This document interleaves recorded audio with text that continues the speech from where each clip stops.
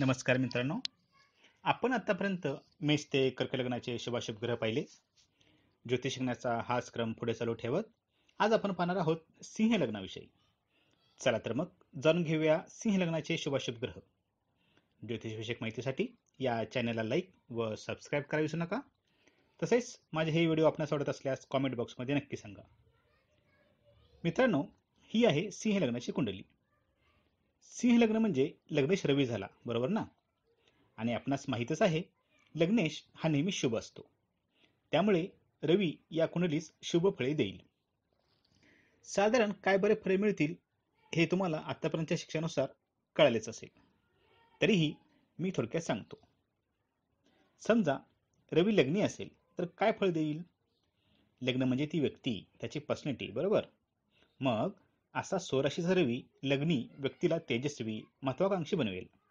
परंतु हाच रवी व्यक्तीला हट्टीपणा, अहंकारपणा पण देईल. अग्नितत्वाचा ग्रह अग्निराशीत, त्यामुळे अशा व्यक्तीकडे एनर्जी, ऊर्जा खूप असते. काम करताना हे लवकर थकत नाहीत. रवी हा प्राणदाता आहे व लग्नेश लग्नी म्हणजे व्यक्तीला दीर्घायुष्य बनवेल. रवीमुळे मानसन्मान मिळेल. हा रवी सप्तमावर दृष्टी टाकतो, म्हणून वैवाहिक सौख्य देईल. हाच रवी तृतीयात गेला तर काय होईल? तृतीयात तो नीच राशीचा होतो, म्हणजेच लग्नेश निर्बली झाला. मग निर्बली लग्न शुभ फळ देईल का? तर नाही देणार. हे पराक्रम स्थान आहे, म्हणजे व्यक्ती पराक्रमी म्हणजेच धाडसी नसते. तब्येतीच्या समस्या रवी दशा अंतर्दशेमध्ये येतात. आत्मविश्वासाची कमतरता असते. पंचमातील रवी मात्र शुभ फळे देईल, कारण लग्नेश शुभस्थानी गेला. पंचम हे विद्यास्थान, म्हणून व्यक्ती हुशार असेल. तसेच हे संतती स्थान व पुरुष ग्रह पुरुष राशीत, म्हणून पुत्र संततीचे योग देईल. पंचमावरून पोट पाहतो, म्हणून पोटाच्या समस्या देणार नाही. पाचन शक्ती चांगली असते. लाभावर दृष्टी, म्हणून रवीच्या दशांतरदशेमध्ये पैशाची गरज पडल्यास नेहमी कुठून ना कुठून पैसे मिळत राहतात. लाभ होतो. पैशामुळे कोणते काम अडले असं कधी होत नाही. मोठ्या भावंडास शुभ.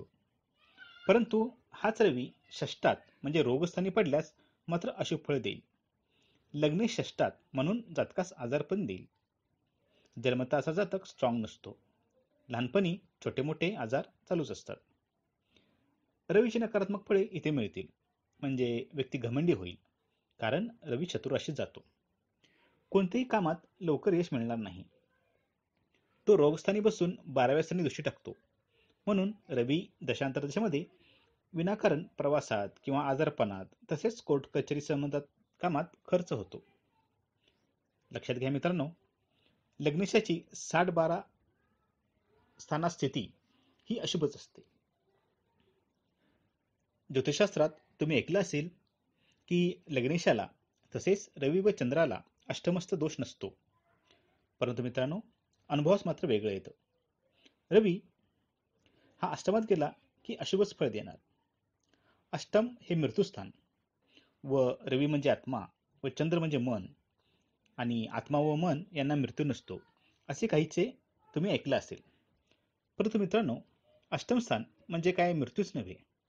आपण म्हणतो ना, माझ्या मनाला मरणप्राय वेदना झाल्या. जगणे मुश्किल करतो हा रवी, जर इथे ग्रहस्थिती चांगली नसेल तर. अडचणीच्या काळात धनच उपयोगी पडत असते. त्या धनस्थानावर हा रवी दृष्टी टाकतो, त्यामुळे पैशाची अडचण, तब्येतीच्या समस्या, दृष्टीदोष इत्यादी देतो. नवमातील रवी मात्र अतिशुभ फळ देईल, कारण कोणस्थानात लग्नेश गेला व तिथे तो उच्चीचा झाला. त्यामुळे व्यक्ती नशीबवान, धार्मिक होते. असा पुत्र जन्मताच वडिलांच्या सुखात वाढ करतो, पराक्रमी होतो. रवी हा जगताचा पालनकर्ता आहे, म्हणून हा रवी आपल्या पराक्रमाने भाग्यशाली बनवतो व असा जातक आपल्या कुटुंबाचे पालनपोषण उत्तम प्रकारे करतो. आता आपण विचार करू द्वितीयेश बुधासंबंधी. मित्रांनो, बुध हा सिंह लग्नास कारक ग्रह होतो किंवा मारक, सांगा पाहू? बुध हा मार्केश आहे, त्यामुळे तुम्ही त्याला मारक समजत असाल तर ते चूक ठरेल. रवी व बुध हे शत्रू नाहीत, म्हणजे रवी बुधाला सम तर बुध रवीला मित्र मानतो, म्हणून तो तटस्थ ग्रह होतो असे सुद्धा समजू नये. उलट उलट बुध हा जातकाला त्याच्या दशांतरदशेमध्ये फायदाच करून देतो, कारण तो सिंह लग्नास लाभेश व धनेश होतो. त्यामुळे बुध हा सिंह लग्नास शुभ फळे देईल. असा बुध लग्नी असेल तर काय होईल? बुध म्हणजे बुद्धी, म्हणून ही व्यक्ती बुद्धिमान असेल. बुध हा वाणीचा कारक, म्हणून विचारपूर्वक बोलणारा जातक असेल. धनेश व लाभेश लग्नी म्हणून पैसा देईल. सप्तमावर दृष्टी म्हणून पत्नी शुभ. बुधामुळे जातकास गणित, ज्योतिष, लिखाण इत्यादीची आवड असेल. द्वितीयातील बुध अजूनच शुभ फळ देईल, कारण द्वितीयात बुध उच्च राशीत म्हणजे कन्येत जातो. द्वितीयावरून वाणी म्हणजे बोलणे पाहतो व बुध हा वाणीचे कारक, म्हणून अशी व्यक्ती गोड बोलणारी, स्वच्छ स्पष्ट बोलणारी, म्हणजेच वाणीत कोणता दोष नसतो, कुटुंबाविषयी प्रेम असते, धनधान्याने परिपूर्ण जातक असेल. फक्त बुधाची दृष्टी अष्टम स्थानावर असल्याने बुध दशांतरदशेमध्ये आजारपणावर थोडाफार खर्च होईल. तसेच अकस्मात लाभ पण मिळतील. बुधाच्या दशांतरदशेमध्ये उद्योगधंद्यात भरपूर पैसा कमावेल. हाच बुध तृतीयात गेला तर काय होईल? तृतीय हे पराक्रम स्थान आहे हे आपणास माहीत आहे, म्हणून कष्ट केल्याशिवाय पैसा मिळणार नाही. तृतीय स्थान हे तसे अशुभ समजतो आपण, परंतु द्वितीयापासून हे द्वितीय स्थान आहे व बुध मित्राशीच जातो, म्हणून हा पैसा देणारच, फक्त कष्ट पडतील एवढेच. हा बुध 6, 8, 12 मध्ये मात्र अशुभ फळ देईल. उदाहरणार्थ षष्ठातील बुधाचे काय बरे फळ वर्तवाल? सिंह लग्नास बुध मुख्यत्वे पैशाचा कारक, कारण तो धनेश व लाभेश, त्यामुळे हे लक्षात ठेवू. आता षष्ठ हे रोगस्थान, नोकरी स्थान, कोर्ट कचेरीचे स्थान याचा एकत्रित विचार केला की बुधाच्या दशांतरदशेमध्ये आजारपण, कोर्ट कचेरी, नोकरी व्यवसाय इत्यादीत अडचणी येतील व त्यामुळे पैसा खर्च होईल. लाभेश लाभापासून अष्टमात जातो, त्यामुळे लाभभंग योग असेही याला म्हणले जाते. एका ज्योतिष ग्रंथात असा बुध असेल तर त्या जातकाचे पैसे चोरीला जातील असे सांगितले होते. असे का बरे सांगितले असेल ग्रंथकाराने ते कॉमेंट बॉक्समध्ये सांगा बरं का. तोपर्यंत आपण बुध सप्तमात काय फळ देईल यावर विचार करू. सप्तम स्थानावरून भागीदारी, विवाह पाहतो, त्यामुळे भागीदारीतून फायदा किंवा विवाहानंतर आर्थिक स्थिती सुधारेल अशी विधाने तुम्ही करू शकाल. बुधाची लग्नावर दृष्टी, त्यामुळे जातक हुशार असेल वगैरे. परंतु हाच बुध जर अष्टमात गेला तर एकतर बुध अशुभ स्थानी, त्यातच तो नीचेचा, त्यामुळे साहजिकच तो अशुभ फळ देईल. पैसा हातात टिकणार नाही, कौटुंबिक समस्या निर्माण करेल. वाणीकारक बुध अष्टमात नीचेचा, वाणी स्थानावर दृष्टी, त्यामुळे बोलणे ठीक नसेल, म्हणजे एकतर वाणीत दोष किंवा टाकून बोलणे, हिनवून बोलणे, कपटी बोलणे वगैरे. बुधाची दशांतरदशा अडचणीची व वाईट फलदायी जाते. लाभातील बुध स्वराशीचा असल्याने लाभ देईल. मित्रमंडळीकडून, मोठ्या भावंडाकडून फायदा होईल. पंचम स्थानावर दृष्टी टाकतो, त्यामुळे संतती बुद्धिवान असेल इत्यादी सांगू शकता. आणि हाच बुध खर्चस्थानी गेला की त्याची साधारण काय फळे मिळतील हे तुम्ही आता सांगू शकता. उदाहरणार्थ तो पैशाची चिंता देईल, त्रासाने पैसा मिळेल, आलेला पैसा हॉस्पिटल, आजारपण इत्यादीवर खर्च होईल. किंवा द्वितीय स्थानावरून बोलणे, खाणेपिणे इत्यादी आपण पाहतो, त्यामुळे अशाच एका कुंडलीमध्ये द्वितीयेश वयात राहू युक्त होता. त्या व्यक्तीला मावा, गुटखा इत्यादीचे व्यसन होते. एकतर पगार कमी व त्यातही खूप सारा पैसा अशा व्यसनावर त्याचा खर्च होत होता. असो, बुधानंतर शुक्राचा विचार करू. शुक्र हा तृतीयेश व दशमेश आहे. आपणास माहित आहे की तृतीयेश हा अशुभ होतो व रवी शुक्र शत्रू आहेत, म्हणून सिंह लग्नास शुक्र अशुभ होतो. मग हा शुक्र लग्नी काय बरं फळ देईल? शुक्र हा सौंदर्याचा कारक, म्हणून तो जातकास सुंदर बनवेल. परंतु पराक्रमेश लग्नी असल्याने जादाचे कष्ट जातकाला करावे लावतो. असा जातक स्वपराक्रमाने, कष्टाने आपल्या कुटुंबाचे पालनपोषण करतो, कारण कालपुरुषाच्या कुंडलीत द्वितीय स्थानी शुक्राची राशी येते व तो इथे पराक्रमेश. द्वितीयावरून डोळे पाहतात व शुक्र इथे शत्रू राशीत, त्यामुळे तो डोळ्याचे दोष देईल. दशमेश असल्यामुळे शुक्र दशांतरदशेमध्ये नोकरी व्यवसायात त्रास होईल. नीच राशीचा शुक्र काय फळ देईल सांगा पाहू.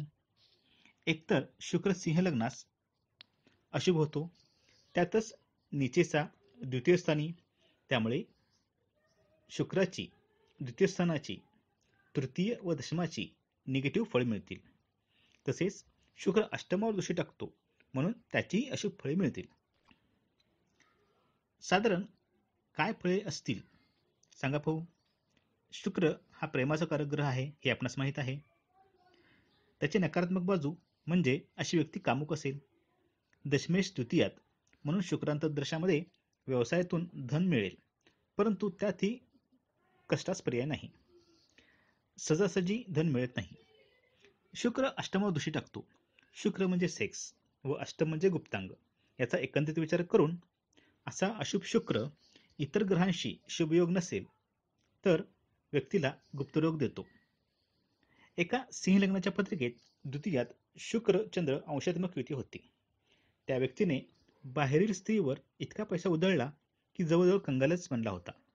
शेवटी ती स्त्री त्याला सोडून गेल्यावर ज्योतिषशास्त्रीय सल्ला घ्यायला आला होता. शुक्र चंद्र युतीचे असे फळ काम बरे मिळाले असेल हे कमेंट बॉक्समध्ये सांगा. हा शुक्र स्वराशीचा असेल तर शुभ फळात वाढ करतो. तृतीयातील शुक्र स्वराशीचा होतो. तो भावा बहिणीचे सुख देईल.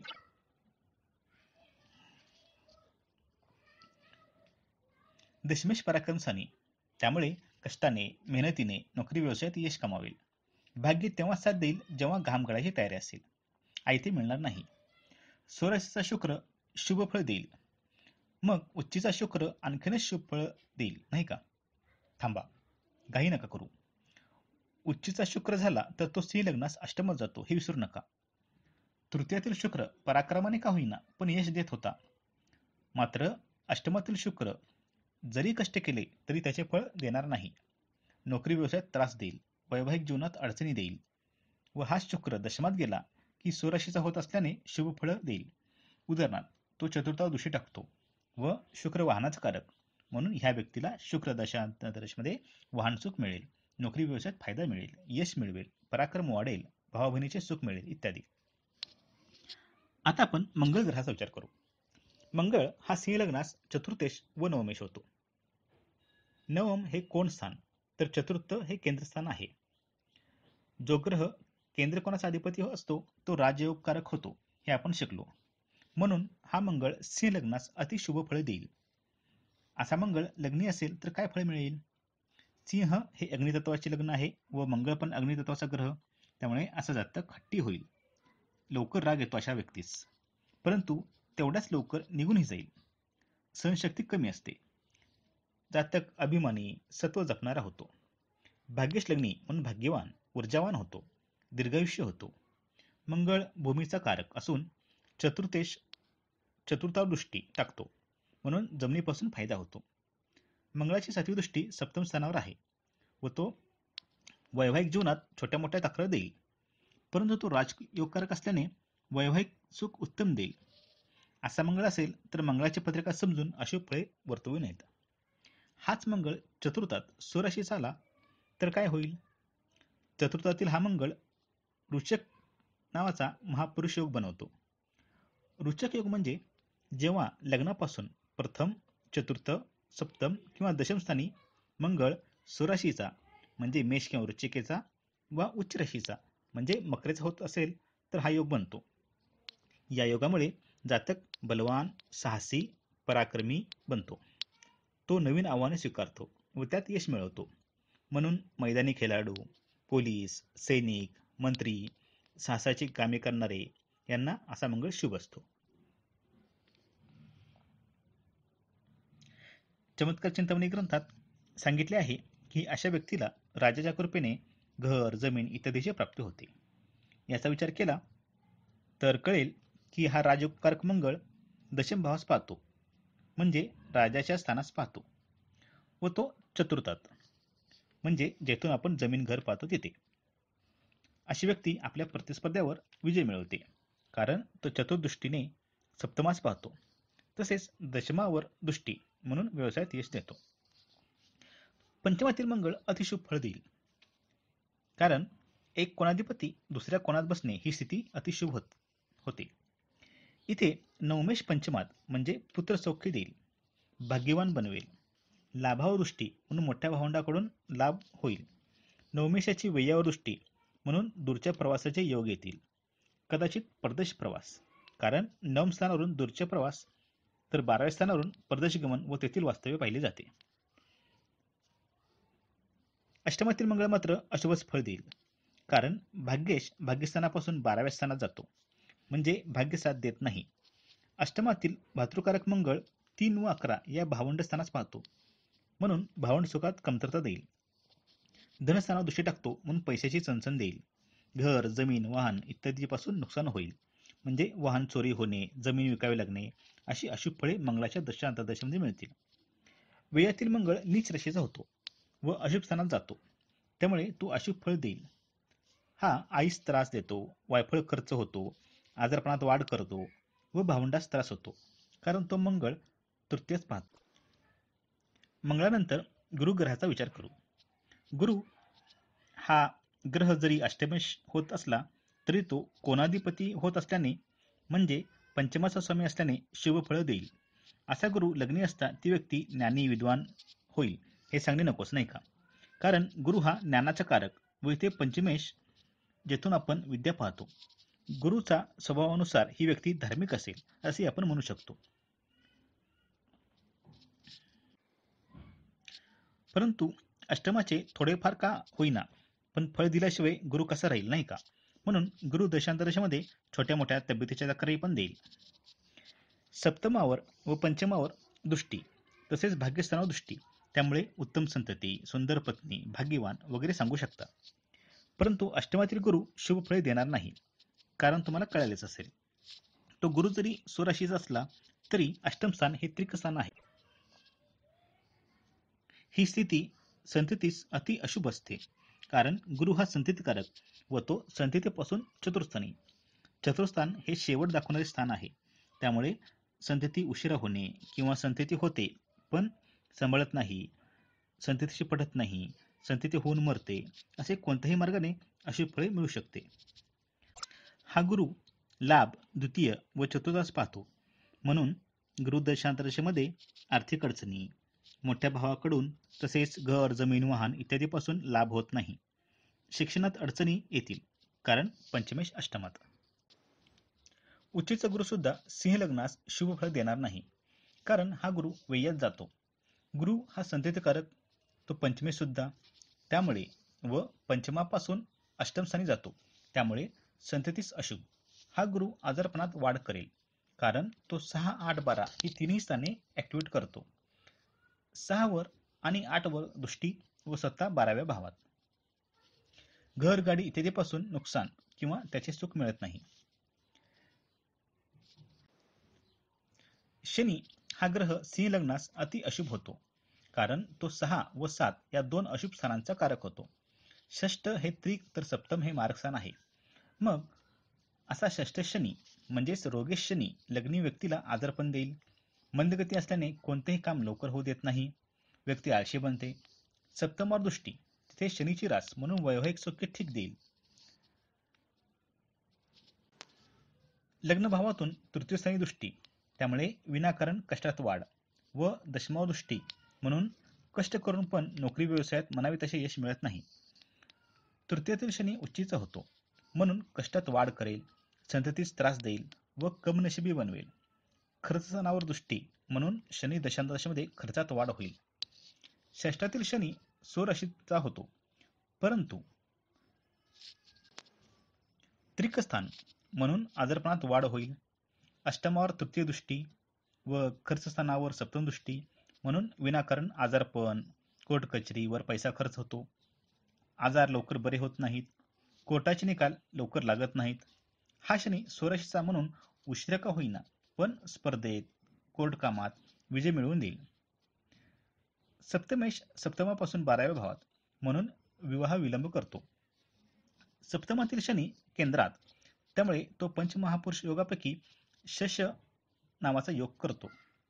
मात्र सिंह लग्नास शनी षष्ठ झाल्याने हा योग इथे फारसा शुभ प्रभाव देत नाही, फार तर वैवाहिक सौख्य देईल. नवमावर दृष्टी, त्यामुळे भाग्य एकदम सुधारत नाही, हळूहळू परिस्थिती सुधारण्यास मदत होते. आई वडिलांचे सुख म्हणावे तसे मिळत नाही. चतुर्थावर रोगेश शनीची दृष्टी, त्यामुळे चतुर्थावरून हृदय आपण पाहतो. म्हणून छातीचे विकार, हार्ट अटॅक, आईला त्रास वगैरे अशी फळे देईल. अष्टमातील शनी दशम, धन व पंचम स्थान दोषी टाकतो. म्हणून त्यासंबंधी अशी फळे मिळतील. उदाहरणार्थ, नोकरीत पगारवाढ होत नाही, प्रमोशन होत नाही, असे विधान काय केले तर दशमस्थानावरून व धनस्थान यांचा एकत्रित आपण विचार केला. आता सांगा, जर मी असे म्हटले की अष्टमातील शनी प्रेम प्रकरणात यश देत नाही, ज्या व्यक्तीशी प्रेम असेल त्याच्याशी विवाह होत नाही, असे का म्हणले असेल हे कमेंट बॉक्समध्ये सांगा बरं का. हा शनी संततीत त्रास देईल. कुटुंबातील व्यक्तीबरोबर शनी दशांतरदशामध्ये प्रॉब्लेम्स येतील वगैरे तुम्ही सांगू शकता. आता आपण चंद्रग्रहाचा विचार करू. सिंह लग्नास चंद्र शुभ की अशुभ सांगा पाहू. चंद्र हा ग्रह सिंह लग्नास अशुभ होतो हे तुम्ही पटकन सांगाल, कारण तो व्ययेश होतो. मग व्ययेश लग्नी असेल तर काय होईल? तो तब्येत बिघडवेल. चंद्रमानाचा कारक, त्यामुळे मानसिक स्थैर्य राहणार नाही, खर्च कुठे होईल समजणार पण नाही. वैवाहिक जोडीदार सुंदर देईल, पण वैवाहिक सुखात कमतरता आणेल. चतुर्थात तर तो नीच रेषेचा होतो, त्यामुळे गावात राहून काय व्यक्ती प्रगती करू शकत नाही. घर वाहन सुखात कमतरता आणेल, आईशी पटणार नाही. दशमावर दृष्टी, त्यामुळे चंद्र दशांतरदशा नोकरी व्यवसायात अडचणी देईल, नुकसान करेल. षष्ठात जर चंद्र गेला म्हणजे खर्चाचा अधिपती 6व्या भावात, तर कोर्ट कचेरी आजारपण मध्ये खर्च होईल.